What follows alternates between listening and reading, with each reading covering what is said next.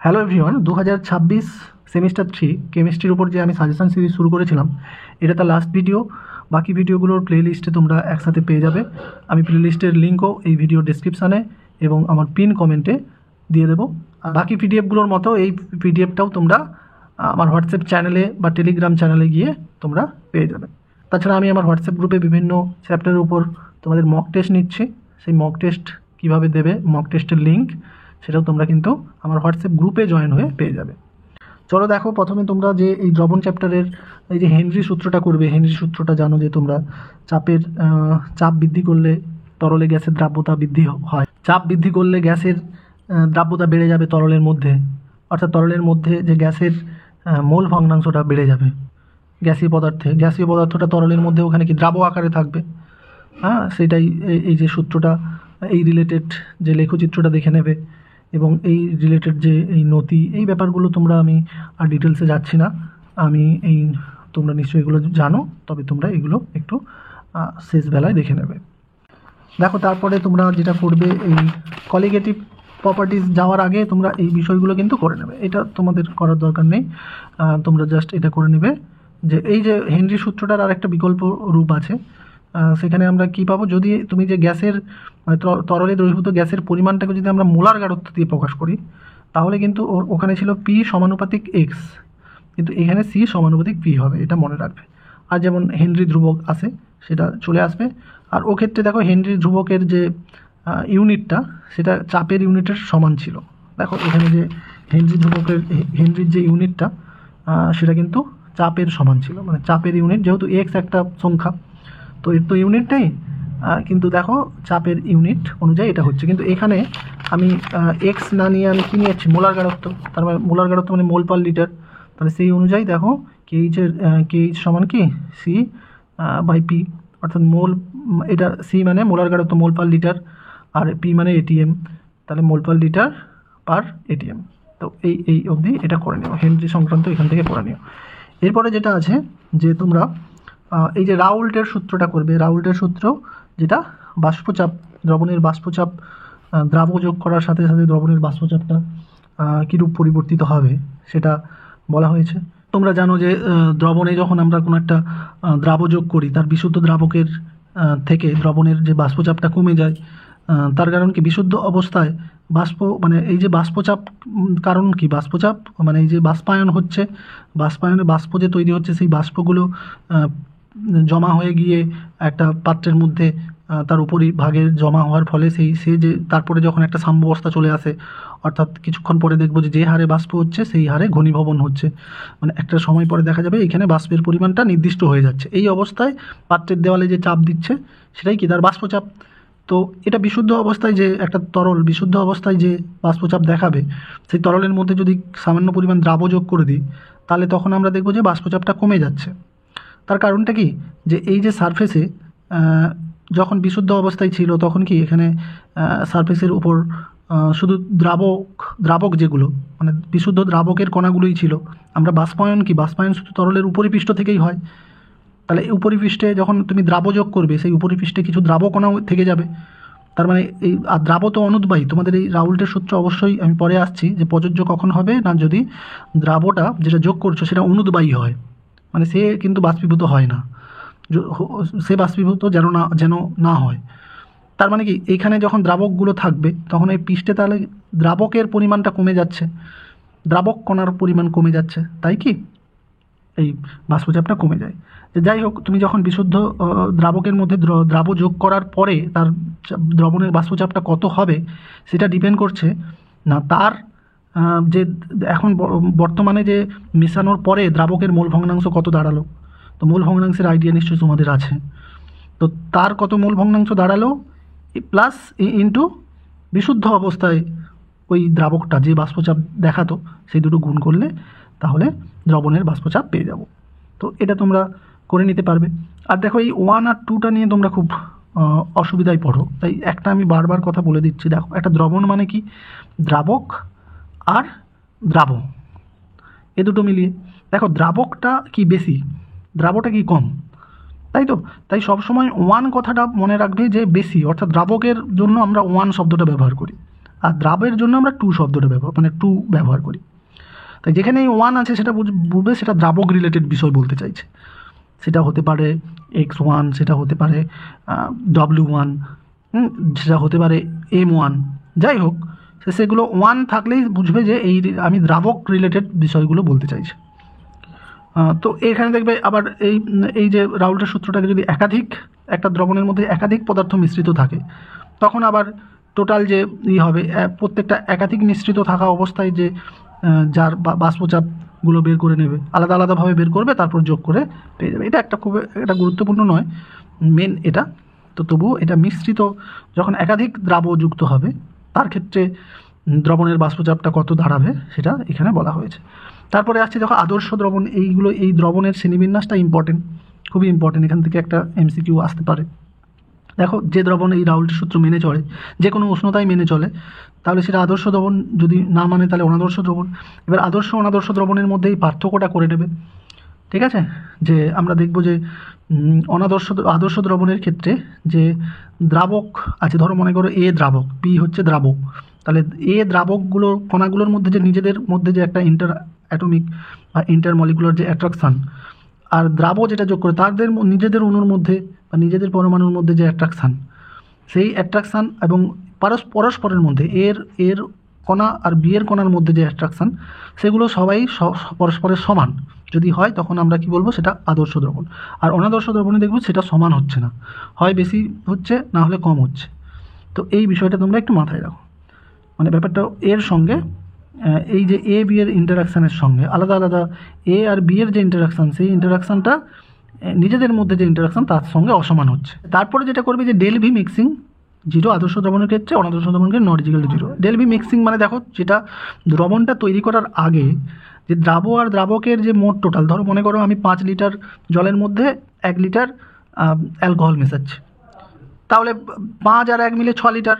তাহলে দেখবে যুক্ত করার পরেও তাদেরকে যদি আমি ওজন তাদের যে পরিমাণটা আয়তনটা পরিমাণ করি, সেটাও দেখবে 6 লিটার। অর্থাৎ যতটা মিশিয়েছো তার মেশানোর পরেও সেই আয়তনটা সমান থাকবে। অর্থাৎ ∆V অর্থাৎ আয়তনের কোনো পরিবর্তন, মিক্স করার পরে আয়তনের কোনো পরিবর্তন হচ্ছে না। কিন্তু এক্ষেত্রে আমরা দেখব অনাদর্শ দ্রবণের ক্ষেত্রে হয় তুমি 5 আর 1 লিটার মিশিয়ে 6 লিটার তোমার আশা করছো, কিন্তু দেখা যাবে যে আয়তনটা কিছুটা বেড়ে গেছে বা কিছুটা কমে গেছে, অর্থাৎ নট ইকুয়াল টু 0। এটা ∆V মিক্সিংয়ের পরে, মিক্স করার পরে আয়তনের একটা সামান্য পরিবর্তন হবে।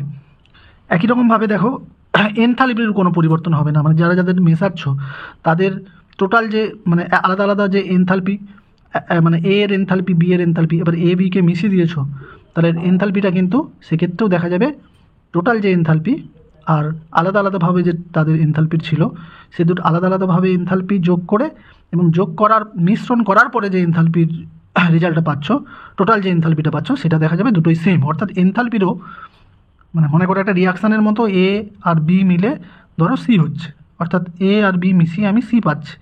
তাহলে A এর এনথালপি B এর এনথালপি মিলে যত হচ্ছিল, তাহলে দেখা যাবে C এর এনথালপিও ততটাই হচ্ছে। তার এনথালপিরও কোনো চেঞ্জ হয়নি। এখানেও দেখবে এনথালপি নট ইকুয়াল টু 0, অর্থাৎ এখানে দেখবো হয় মেশানোর পরে তাপ উৎপন্ন হচ্ছে, না হয় ঠান্ডা হয়ে যাচ্ছে দ্রবণটা। তো এই রকমভাবে তোমরা একটু এটা করে নেবে। লঘুতা বাড়ালে দেখবে যত লঘু দ্রবণ করবে তত সেটা আদর্শ দ্রবণ হওয়ার প্রবণতা বাড়বে। তো এই একটা পার্থক্য রূপে এটা করে নিও, একটা MCQ এখান থেকে হতে পারে। দেখো একই রকমভাবে আদর্শ অনাদর্শ দ্রবণের এই যে উদাহরণগুলো তোমরা বই যতগুলো আছে দেখে নিও। এবারে আমরা আসছি যে এই অনাদর্শ দ্রবণের, তাহলে যেহেতু আদর্শ দ্রবণ হচ্ছে না, তার যে রেজাল্টটা পরীক্ষাগতভাবে আদর্শ রাউল্টের সূত্র অনুযায়ী যে রেজাল্টটা পাচ্ছ, সেই রেজাল্টের থেকে হয় বেশি না হলে কম। তাহলে সেটাই মনে রাখবে যে কি হচ্ছে এখানে না, ধনাত্মক বিচ্যুতি যে যেহেতু আদর্শ রাউল্টের সূত্র অনুযায়ী যে মানটা হচ্ছে, সেই মানের থেকে দেখা যাচ্ছে পরীক্ষালব্ধ মানটা, সেই এইটা কি ধরো এটা কি রাউল্টের সূত্র অনুযায়ী প্রাপ্ত মান, কিন্তু দেখা যাচ্ছে পরীক্ষালব্ধ মানটা এটা, তাই সেই পরীক্ষালব্ধ মানটা ওই সূত্র দিয়ে যে মানটা পাচ্ছি তার থেকে বেশি হচ্ছে, তাই ধনাত্মক বিচ্যুতি বলছি। আর এখানে কি হচ্ছে, কম হচ্ছে। একই রকমভাবে এটাও মনে রাখবে যে এক্ষেত্রে কি হয়, এটাও পজিটিভ। তাই ধনাত্মক সব কিছুই ধনাত্মক ব্যাপার, বেশি।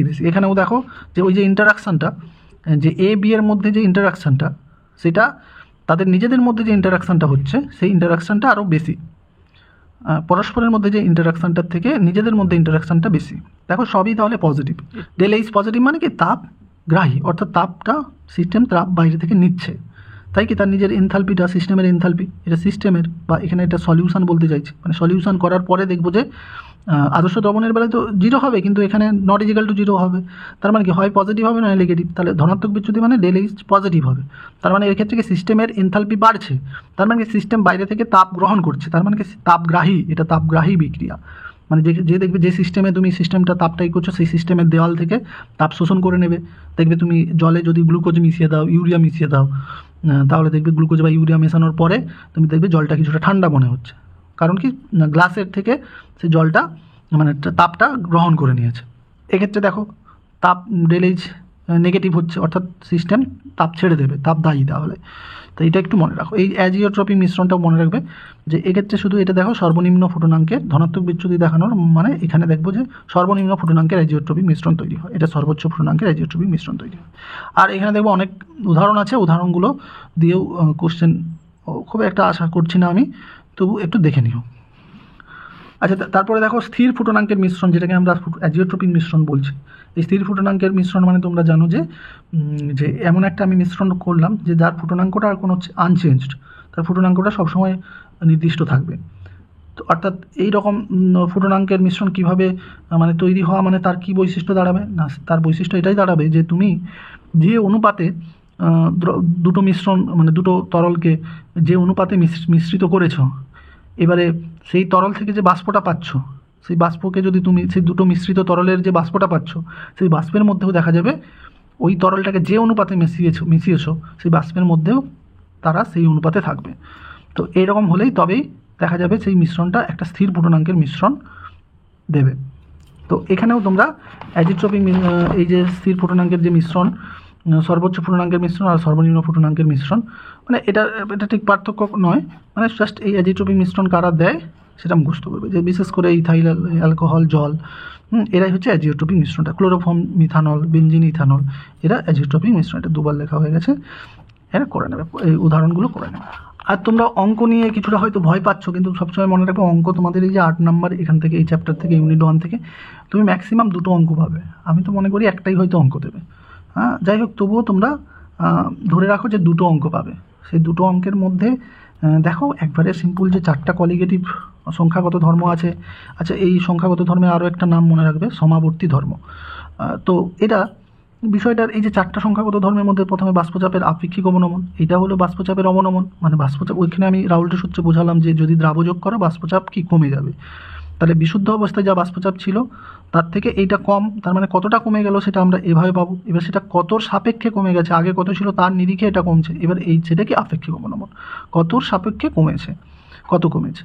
তো এই যে বাষ্পচাপের আপেক্ষিক অবনমনটা রাউল্টের সূত্র বলেছে কি বাষ্পচাপের আপেক্ষিক অবনমন কার সঙ্গে সমান না, যে দ্রাবটা মেশাচ্ছ। সংখ্যাগত ধর্ম মানে জানো যে দ্রাবের পরিমাণের, দ্রাবের প্রকৃতির ওপর ডিপেন্ড করছে না, দ্রাবের হচ্ছে পরিমাণের উপর ডিপেন্ড করছে। এই পরিমাণটা আমরা কি দিয়ে প্রকাশ করছি, দ্রাব মানে জানো আমি বলছি 2 লিখবে, তো আমি এটা বলতে চাইছি যে দ্রাবের মূল ভগ্নাংশের সঙ্গে সমান বলা হচ্ছে।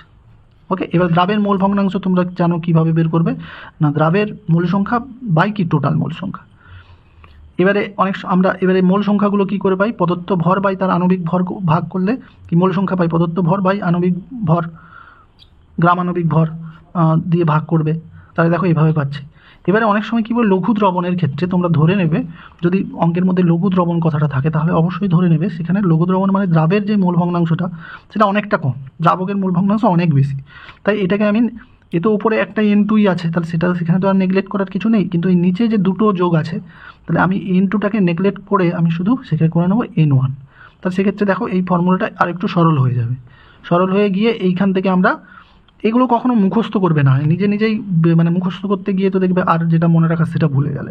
তাই এটা যদি সূত্রটা লাগে বা মানে তুমি এইখান থেকে এই M2টা করার চেষ্টা করবে, ডাইরেক্টলি M2 করতে গিয়ে মুখস্থ করতে গিয়ে দেখা যাবে কোনটা আগে পরে করবে তোমাদের ভুল হয়ে যাওয়ার চান্স বেশি। তো তোমরা এটা থেকে আমি এটা করতে পারবো, এবার এটা মানে এটা জানো, এবারে বলেছি এটা মানে লঘু মানে এটা ধরে নেবে, তখন তাহলে এটা দাঁড়াবে করে আমরা দেখো এখান থেকে পুরো M2টা পেয়ে যাচ্ছে। M2টা উপরে নিয়ে চলে আসবো আর এটাকে এই দুটোকে এদিকে নিয়ে চলে এলে উপরে নিচে হয়ে যাবে, বাস তারপরে দেখো আরেকটা যে আমাদের আরও তাহলে চারটার মধ্যে দ্বিতীয় যে কলিগেটিভ বা সংখ্যাগত ধর্মটা যে ফুটনাঙ্কের উন্নয়ন। তাহলে উন্নয়ন মানেই কি, যে ফুটনাঙ্কটা দ্রাব যোগ করার পরে ফুটনাঙ্কটা বাড়বে।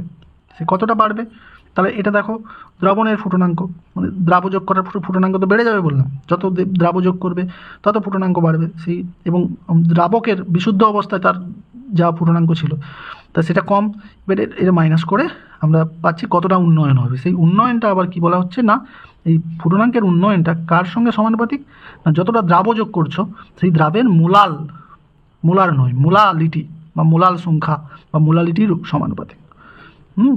তো মোলালিটি মানে তোমরা জানো কি, মোলালিটি মানে তোমরা জানো যে মোল পার কেজি দ্রাবক, মানে 1 কেজি দ্রাবক। আমরা সাধারণত দ্রবণের 1 লিটারের সাপেক্ষে বলি না, এখানে 1 কেজি দ্রাবকে কত মোল দ্রাব আছে। তোমরা তো ক্লাস 11-এ পড়েছো, যদি না পড়ে থাকো এই চ্যাপ্টারের প্রথমের দিকেও আছে, আমি সেটা করে নিই, তোমরা সেটা নিশ্চয়ই বুঝে গেছো। তার মোলালিটি আমার এখানে লাগবে খালি, তো মোলালিটিগুলো ছোটো এম দিয়ে প্রকাশ করা হয়। তো সেই মোলালিটির সঙ্গে সমানুপাতিক, আর মোলালিটির জন্য কি আমরা এই সময় এইটা পেয়ে যাই, এটা আমরা নিজেরাও বের করে নিতে পারবো। এইটা দেখো তবু এটা মুখস্থ একটু করে নেবে, এটা একটু মনে। W1 মানে তোমরা জানো যে দ্রাবকের 1 কেজির মধ্যে কত মোল আছে বের করব, মানে দ্রাবকের মনে ধরো এটা দ্রাবক, W1 দ্রাবক, তার মধ্যে দ্রাব কতটা আছে না, দ্রাব আছে W2, এগুলো গ্রাম। এবারে তোমাকে দ্রাবের পরিমাণটা তো মোল সংখ্যায় বের করতে হবে, তো সেটা আমি তাহলে এর মোল সংখ্যাটা কী করে পাবো না, W2/M2, দ্রাবের প্রদত্ত ভর বাই দ্রাবের আণবিক ভর। তাহলে W1 দ্রাবকের মধ্যে, মানে W1 আমি মোলালিটি নিশ্চয়ই দ্রাবকের ওজনের সাপেক্ষে নির্ণয় করা হয়, W1 গ্রাম দ্রাবকে, তাহলে দ্রাবের মোল সংখ্যা এত, তাহলে একে কত আর 1000 কেজিতে 1000 গ্রামে কত, 1 কেজি মানে 1000 গ্রামে কত, তাহলে দাঁড়াবে কি ঐকিক নিয়ম সিম্পল করে এটাই দাঁড়াবে। তাহলে এবারে ফর্মুলাতে এটা করবে, এই যে কেবিটা সমানুপাতিক ধ্রুবক, যেটাকে আমরা কি বলি ইভিওলোস্কোপিক ইভিওলোস্কোপিক ধ্রুবক বা ফুটনাঙ্ক উন্নয়ন ধ্রুবক। তো এটা ক্রায়োস্কোপিক ধ্রুবক আর ইভিওলোস্কোপিক ধ্রুবক, এটা একটু মানে হিমাঙ্কের অবনমনের ক্ষেত্রে আমরা ক্রায়োস্কোপিক ধ্রুবক পাবো। এবারে এই যে টিবির এককটা একটু করে নিতে পারবে, টিবি মানে তোমরা তাহলে বুঝতে পারছো, এই যে কেবি মানে আমরা ΔTB/M, ΔTB তাহলে কেলভিন দিয়ে প্রকাশ করবে, আর এম মানে তাহলে মোল পার কেজি, তাহলে ইউনিটটা এটা দাঁড়াবে। আর এটা তোমরা মনে রাখবে যে আমরা এটা করতে পারি ম্যাথমেটিক্যালি, কিন্তু এটা হয়তো তোমার এটা কোশ্চেনে ডাইরেক্টলি কাজে লেগে যাবে যে 100 গ্রাম দ্রাবকের ক্ষেত্রে কেবির যা মান হবে 1000 গ্রাম, মানে এই কেবির মান ডিপেন্ড করে দ্রাবকের পরিমাণের উপর বা দ্রাবকের প্রকৃতির উপর আর এবং পরিমাণের উপর ডিপেন্ড করে। হ্যাঁ, তাই পরিমাণের উপর কীভাবে ডিপেন্ড করে যে 1000 গ্রাম দ্রাবকের ক্ষেত্রে কেবির যা মান হবে, 100 গ্রাম দ্রাবকের ক্ষেত্রে কেবির যা মান হবে 1000 গ্রাম দ্রাবকের ক্ষেত্রে দ্রাবকের অপেক্ষা 10 গুণ বেশি হবে, অর্থাৎ দ্রাবক যত কম হবে কেবির মানটা তত বেশি হবে।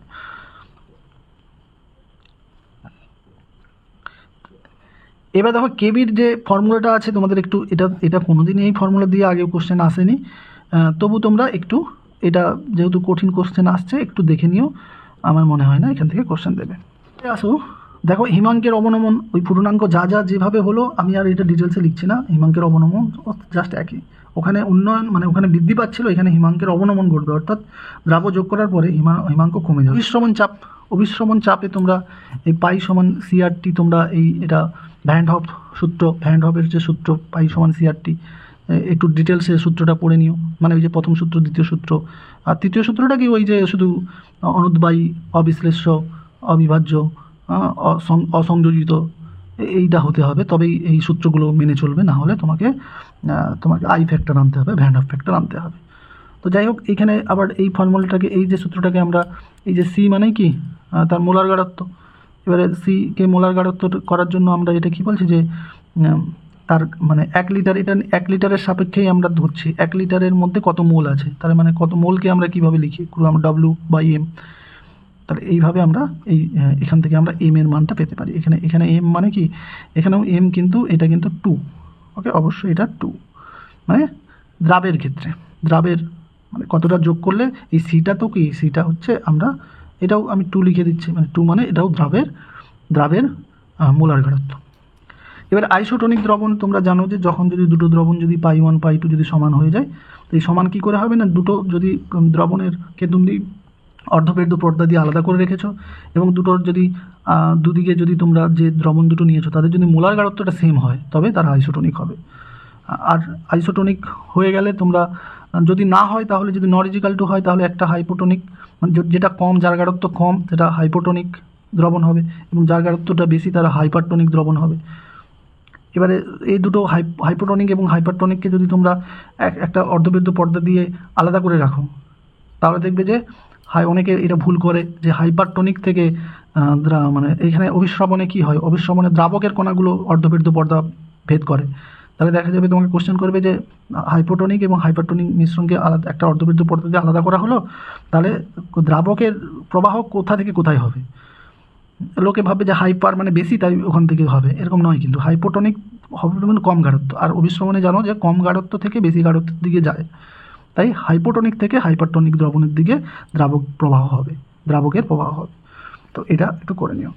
এরপরে দেখো অস্বাভাবিক ধর্ম, আমি যেটা বলতে চাইছি যে অস্বাভাবিক ধর্ম কখনো আসবে যদি যে দ্রাবটা মেশাচ্ছ সেই দ্রাবটা যদি সংযোজিত না হয়ে যায়, মানে দ্রবণে যাওয়ার পরে সে জুড়ে গেল, মানে ডাইমার ট্রাইমার এরকম টাইপের দুটো অণু বা তিনটে অণু, যেমন ধরো ফর্মিক অ্যাসিড, অ্যাসিটিক অ্যাসিড, এটা দেখবে ডাইমার হয়ে যায়, বাকি বিয়োজিত হয়ে যায়। ধরো আমি NaCl নিলাম, NaCl এর দ্রবণে গিয়ে সে Na+Cl-, মানে তাহলে কি সংখ্যা বেড়ে যাচ্ছে, কলিগেটিভ প্রপার্টি সংখ্যার উপর ডিপেন্ড করে, আয়নের মোল সংখ্যার উপর। এখানে তাহলে 1 মোল পদার্থ ভেঙে 1 মোল আয়ন, মানে 1 মোল ক্যাটায়ন 1 মোল অ্যানায়ন তৈরি করে, তার মানে 2 মোল আয়ন হয়ে গেল। তা সেক্ষেত্রে কিন্তু এই সূত্রটা মানে আমরা যে রাউল্টের সূত্রগুলো দেখে এলাম এবং শেষে যে ভ্যান হফের সূত্র অভিস্রবণ চাপ সংক্রান্ত, তাহলে সেক্ষেত্রে ওই সূত্রগুলো কাজে আসবে না, তাহলে সেগুলো কি তাহলে অসমান হয়ে যাবে। তাহলে এই সমান করার জন্য এটা কি আমরা জানি যে বাষ্পচাপের আপেক্ষিক উপাদান, তাহলে এই দুটো কি অসমান হয়ে যাবে, তাহলে সেটাকে সমান করার জন্য একটা আই ফ্যাক্টর গুণ করতে হবে।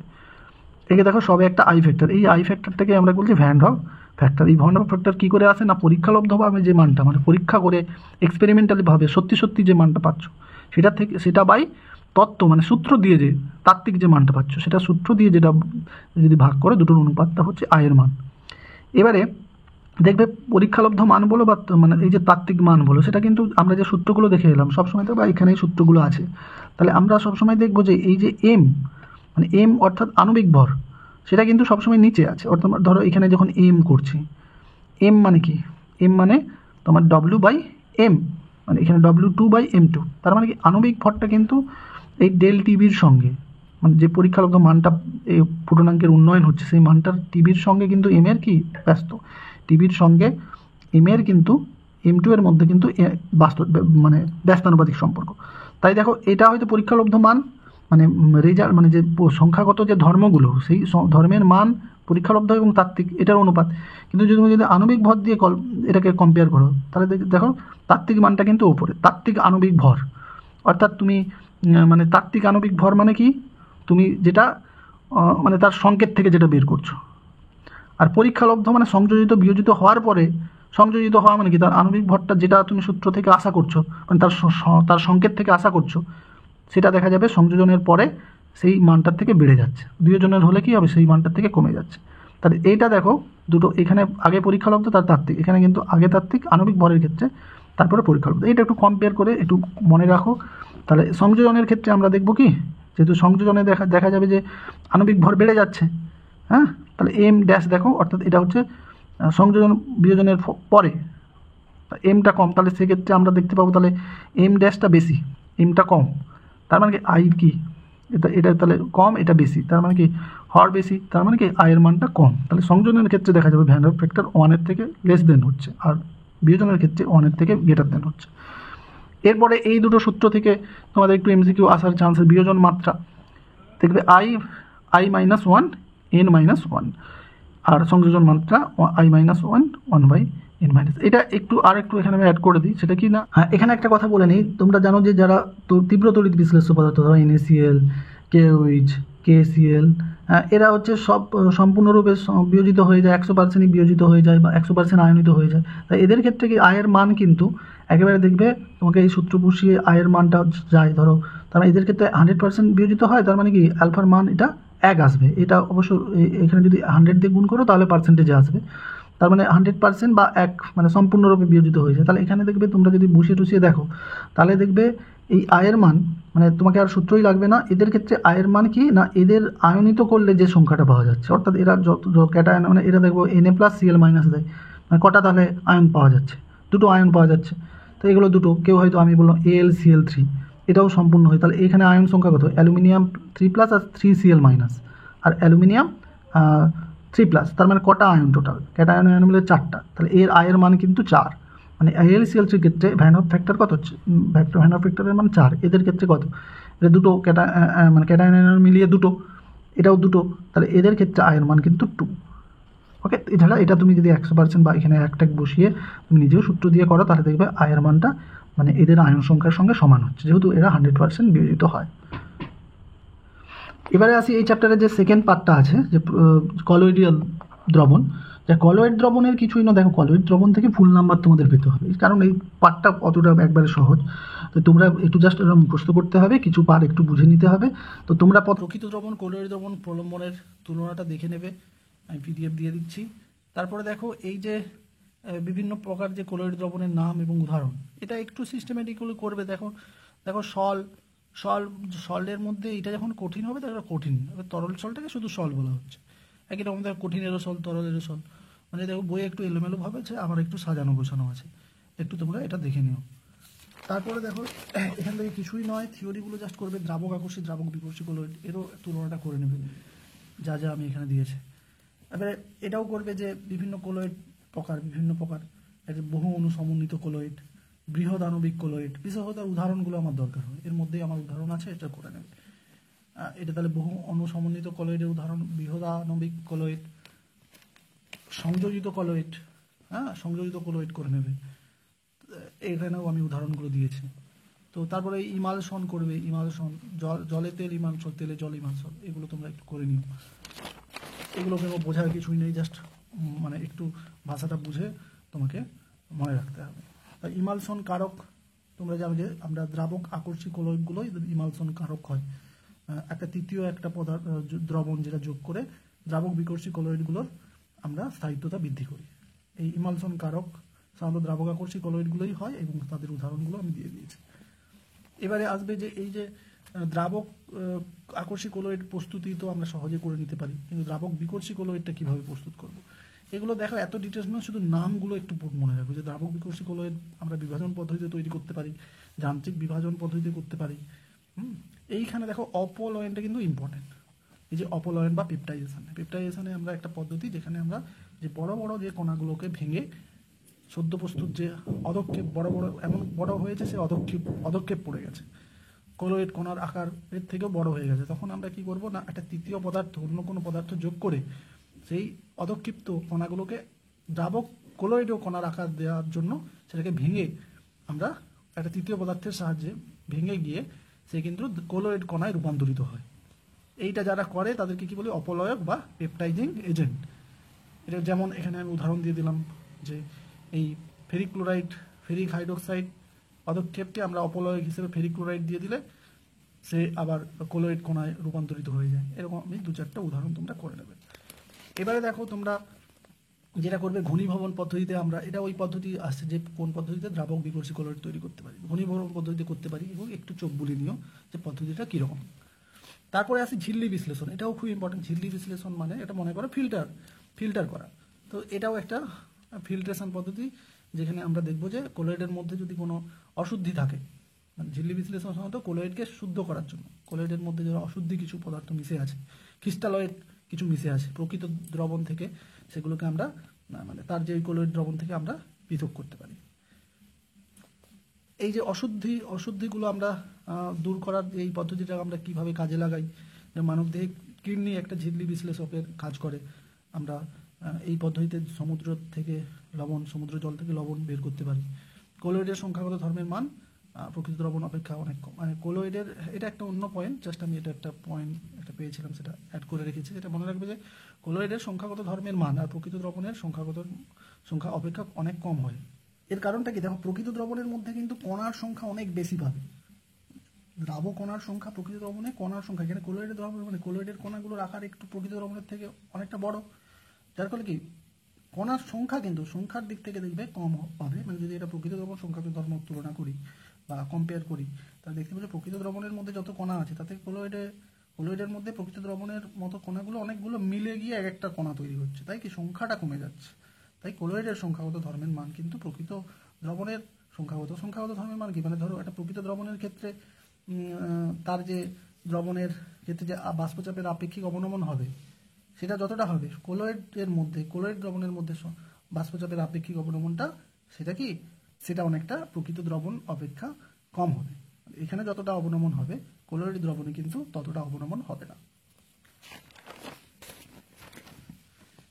তারপর দেখো এই যে কোলয়েডের ধর্ম বিভিন্ন আছে, বিভিন্ন ধরো মেন ধর্ম যে টিন্ডাল এফেক্ট, কোলয়েডের বর্ণ এর বিষয়টা একটু মনে রাখবে। বর্ণের বিষয়টা কি, যদি বড় কোলয়েডের কণাগুলো আকারে কি, মানে আবার কোলয়েডের কণার তো একটা রেঞ্জ আছে, সেই রেঞ্জের মধ্যে যেগুলো বড় কণা হচ্ছে সেই বড় যত কণা হবে সেখান থেকে বিচ্ছুরিত তরঙ্গ দৈর্ঘ্য কিন্তু ছোট হবে। মানে এটাও তোমরা মনে রাখতে পারো যে বড় কণা যদি হয় তার মানে বেশি এনার্জি রিলিজ হবে, মানে এখানে যে বিকিরণটা কি বেশি এনার্জির হবে।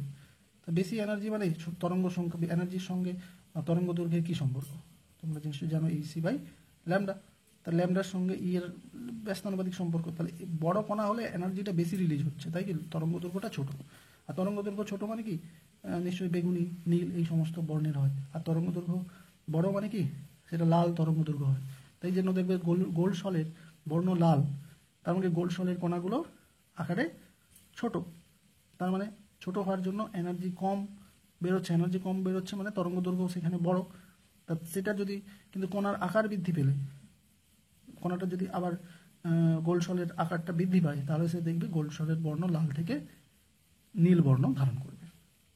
আমরা এটা দেখবে স্বর্ণ সংখ্যাটা পড়বো, সেখানে দেখবে এই যে লাল থেকে নীল বর্ণটা ধারণ করে, স্বর্ণ সংখ্যার ডিফিনেশনে সেটা দেখবে। দেখো এবার টিন্ডাল এফেক্ট ব্যাপারটা অন্তত জানো, আমি কিন্তু যেটা বলতে চাইছি টিন্ডাল এফেক্টের শর্ত কি আর টিন্ডাল এফেক্টের ব্যবহার কি এটা করবে। তারপর ব্রাউনীয় গতিটা কি একটু দেখে নেবে, তড়িৎ সঞ্চালন একটু দেখে নেবে।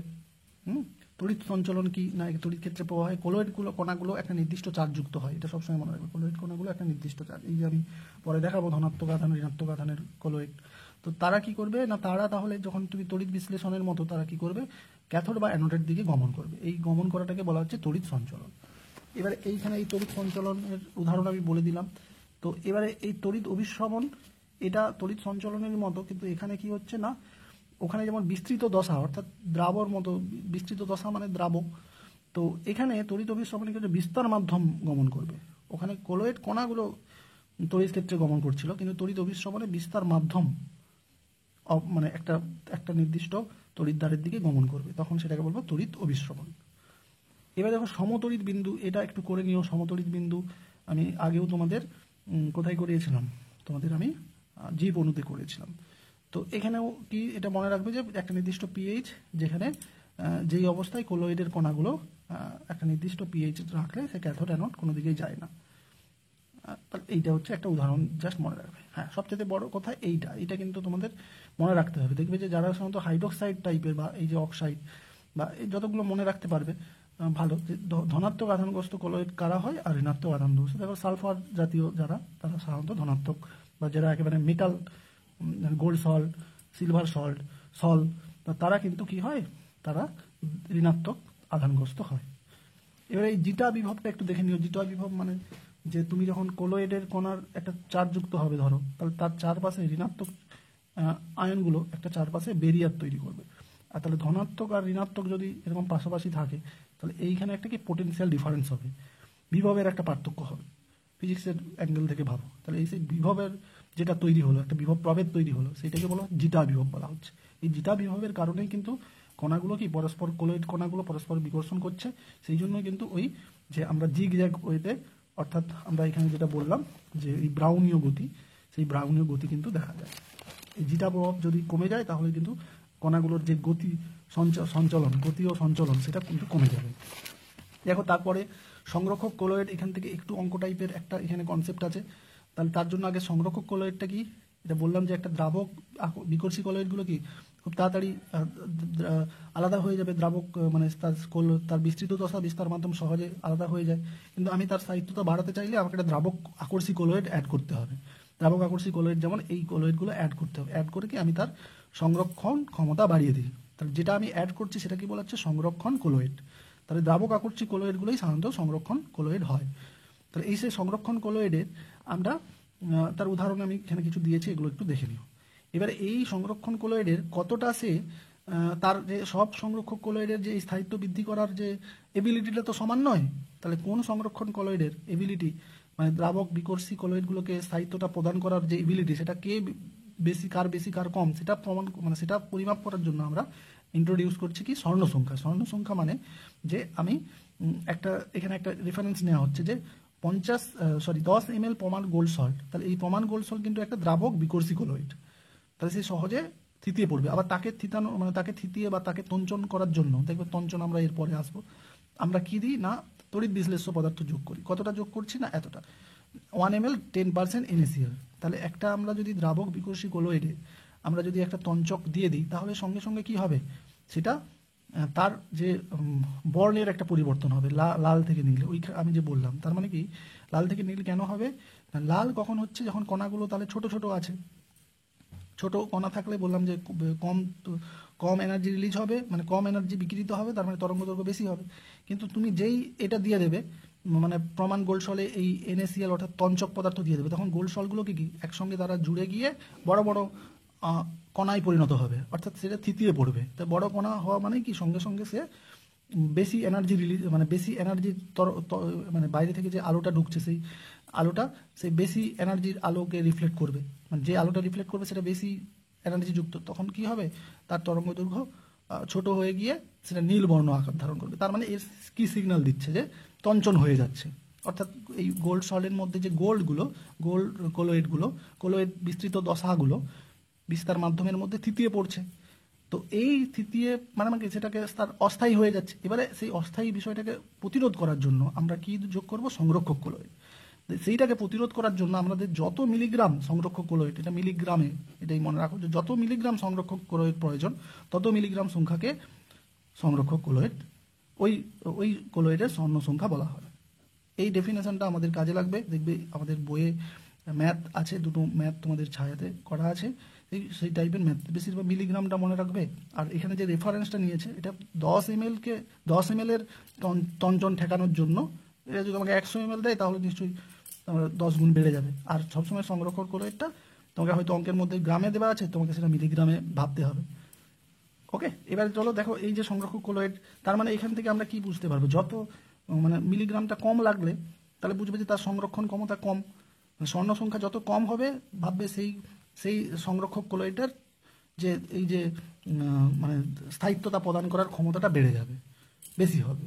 আমি এটা আসছি, আরেকটা বিষয় আছে তখন বলছি। আগে তাহলে তঞ্চনের বিষয়। তঞ্চন মানে এখানে একটু এটা তঞ্চন দিয়ে একটা কোশ্চেন হতে পারে তোমাদের। তঞ্চন মানে ওই যে দ্রাবক আকর্ষী দ্রাবক মানে কলোয়েডের মধ্যে যে বিস্তৃত দশা বিস্তার মাধ্যমকে পরস্পরকে আলাদা করার পদ্ধতি। মানে আমি যদি একটা তড়িৎ বিশ্লেষ্য পদার্থ যোগ করি তাহলে বিস্তৃত দশাগুলো অধক্ষিপ্ত হয়ে পড়ে যাবে। তাহলে এই যে অধক্ষিপ্ত হওয়ার জন্য আমরা কি যোগ করি, তড়িৎ বিশ্লেষ্য পদার্থ। তাহলে এই যে ঘটনাটাকে বলা হচ্ছে তঞ্চন। হ্যাঁ, এবার এই তঞ্চন করার অর্থ কি যে এখানে জিটা মানে তঞ্চন এই কারণে হয়ে যায় যে তাদের কি জিটা যে বিভবটা হ্রাস পায়। জিটা বিভব হ্রাস পাওয়ার ফলে কি তারা আর ছোটাছুটি নিজেদের মধ্যে না করে তারা রেস্ট হয়ে তারা থিতিয়ে পড়ে। তাহলে এই বিষয়ে সুলজে হার্ডি যে নিয়মটা বলছে, সুলজে হার্ডি কি বলছে না যে কোলোয়েড কণাগুলোকে তুমি তঞ্চন করতে চাইছো, মানে যেগুলোকে প্রেসিপিটেট করতে যেটা যার অধক্ষিপ্ত ফেলাতে চাইছো, তাহলে সেই কণাটা যে চার্জযুক্ত যে আধান বিশিষ্ট তার বিপরীত আধানযুক্ত মানে যেটা যোগ করছো, যে তড়িৎ বিশ্লেষ্য পদার্থটা যোগ করবে সেই তড়িৎ বিশ্লেষ্য পদার্থের আধান যেন বিপরীত হয়। মানে তড়িৎ বিশ্লেষ্যের মধ্যে ক্যাটায়ন আয়ন দুটোই আছে, কিন্তু তার মধ্যে দেখা যাবে যদি কোলোয়েড কণার চার্জ আধান যদি ধনাত্মক হয় তাহলে তড়িৎ বিশ্লেষণের মধ্যে যে ঋণাত্মক অংশটা সেটাই কাজে লাগবে। হ্যাঁ, এবারে সেই বিপরীত আধানটা মানে যেটা তঞ্চক বা যেটা তড়িৎ বিশ্লেষ্য পদার্থ সেই বিপরীত আধানটা সেই তড়িৎ বিশ্লেষ্য পদার্থের বিপরীত আধানটা যত বেশি হবে তাহলে তঞ্চন ক্ষমতা তত তার বেশি হবে। তো এগুলো দিয়ে কিন্তু ওই তোমাদের দেয় মানে কার তঞ্চন ক্ষমতা বেশি কম, এখানে ওইটা লাগবে। যে ধরো তোমাকে বললোই না যে যে কোলোয়েডটা দিয়েছে সেটা তো ধনাত্মক না ঋণাত্মক। হ্যাঁ, তা তুমি ধনাত্মক না ঋণাত্মক না বুঝলে তাহলে যে তঞ্চক পদার্থটা দিচ্ছ তার কোনটা বেশি পদক্ষেপ করবে তুমি সেটা বুঝতে পারবে না। মানে যদি তোমাকে ধরো বললো যে গোল্ড সল্ট, তাহলে আমি এক্ষুনি পড়ে এলাম গোল্ড ঋণাত্মক চার্জযুক্ত, তাহলে ঋণাত্মক চার্জযুক্ত কোলোয়েডে তোমাকে আরও ধরো দেয়া হলো আমি দিলাম AlCl3 NaCl, ধরো আমি N2SO4 দিয়ে দিলাম, এরকম তোমাকে দিয়ে দিলাম। তাহলে তুমি নিশ্চয়ই তাহলে এইখানে যেহেতু গোল্ড সল্টটা ঋণাত্মক, তাহলে এদের মধ্যে কে ধনাত্মক বেশি আছে তোমাকে খুঁজতে হবে। ঋণাত্মকের কথা আর চিন্তাই করার দরকার নেই। তো সেটাই তোমার জন্য ওই টেবিলটা কিন্তু ওখানে দরকার। তারপরে দেখো এইটা একটু দেখে নেবে যে এই যে তঞ্চনের মান, মানে যে ফ্লেকুলেশন বা তঞ্চন মান, সেটার মানে কি? এটা একটা বলা হচ্ছে যে 1 লিটার কোলের দ্রবণকে সম্পূর্ণ তঞ্চন করতে যত মিলিগ্রাম এটাও মিলিমোল, যত মিলিমোল, এখানে কি বলেছেন 1 লিটার কোনো কোলের দ্রবণে সম্পূর্ণ তঞ্চন করতে যত মিলিমোল তড়িৎ বিশ্লেষ্য পদার্থ যোগ করতে হবে, সেটা কি তার তঞ্চন মান। মানে তুমি যদি বেশি 1 লিটার দ্রবণকে তুমি সম্পূর্ণ তঞ্চন অর্থাৎ অধক্ষিপ্ত, তার মধ্যে বিস্তৃত দশাগুলোকে আলাদা করে অধক্ষিপ্ত করতে তোমাকে কোলোয়েড করা, তোমাকে তড়িৎ বিশ্লেষ্য পদার্থ যোগ করতে হবে। তুমি যত মানে 1 লিটার এই কোলোয়েড দ্রবণের সাপেক্ষে যত মিলিমোল তড়িৎ বিশ্লেষ্য যোগ করতে হচ্ছে, তত মোল হয় কি তার হচ্ছে সেই সেই যে যে যে তঞ্চক পদার্থটা যোগ করছো, যে তড়িৎ বিশ্লেষ্য পদার্থটা যোগ করছো, তার কি তঞ্চন মান বা ফ্লোকুলেশন না, এরকম একটা ফ্লোকুলেশন এরকম টাইপের একটা ইংলিশ টার্ম আছে, একটু দেখে নিও। তো আমরা সেটাকে কি পাচ্ছি না, তাহলে তঞ্চন ক্ষমতা এটার মধ্যে একটা ব্যস্তানুপাত। তোমরা বুঝতেই পারছো যে এটা যেহেতু এটা যদি কম মিলিমোল লাগে, তার মানে তার তঞ্চন ক্ষমতাটা বেশি। এটা হচ্ছে তাহলে ফ্লেকুলেশনের মান যদি এটা হয়, তাহলে তঞ্চন ক্ষমতা কিন্তু তার দেখো অপোজিট। আর কোলোয়েডের ব্যবহারগুলো তোমরা দেখে নিও। এই হলো আমার কমপ্লিট। তাহলে তোমরা আমার সাজেশন সিরিজটা এখানেই কমপ্লিট হলো। তোমরা তাহলে পিডিএফগুলো সমস্ত যেভাবে ইনস্ট্রাকশন দেওয়া আছে ভিডিওতে, এক একটা ভিডিওতে, তোমরা অনেকে পার্সোনালি মেসেজ করছো। পার্সোনালি মেসেজ না করে তোমরা আগের ভিডিওটা দেখো, আমি ওখানে কি বলেছি। বেশিরভাগ ভিডিও স্টার্টিংয়েই বলা হয়েছে কীভাবে তোমরা পিডিএফ পাবে। তো পিডিএফটা তোমরা হোয়াটসঅ্যাপ চ্যানেলে, হোয়াটসঅ্যাপ গ্রুপে তো তুমি যখন যোগ করবে তারপর থেকে মেসেজগুলো দেখতে পাবে। তাই হোয়াটসঅ্যাপ চ্যানেলে বা টেলিগ্রাম গ্রুপে গিয়ে তোমরা নির্দিষ্ট জায়গায় সব লিঙ্কগুলো এক এক করে দেওয়া আছে। আর দুটো ভিডিওতে দুটো পিডিএফে দেওয়া আছে পাসওয়ার্ড, সেই পাসওয়ার্ডটাও তোমরা না পড়ে আমাকে মেসেজ করছো পাসওয়ার্ড কি। তো ওখানে যেখানে লিঙ্ক দেওয়া আছে সেখানে ব্যাকেটে পাসওয়ার্ডটা দেওয়া আছে। তো সেটা দেখে নিয়ে তোমরা পরীক্ষাটা ভালো করে দাও। আর গ্রুপে তো আমাদের আলোচনা যেভাবে চলবে। ওকে, ভিডিওটা ভালো লাগলে অবশ্যই ভিডিওটাতে একটা লাইক কমেন্ট করে দিও। তোমরা হোয়াটসঅ্যাপে যেভাবে কমেন্ট করছো, মেসেজ করছো, তেমনি এই ইউটিউবগুলোতেও একটু কমেন্ট লাইক করে দিলে ভিডিওটা সবার কাছে আরও অনেকের কাছে পৌঁছাবে। আর যারা এখনও চ্যানেলটা সাবস্ক্রাইব করেনি তারা অবশ্যই চ্যানেলটা সাবস্ক্রাইব করে যাও। 4th সেমিস্টারে আমি তোমাদের সমস্ত বিষয়গুলো প্রথম থেকে আমি তোমাদের গাইড করতে পারবো। Okay, god bless you all, thanks for watching.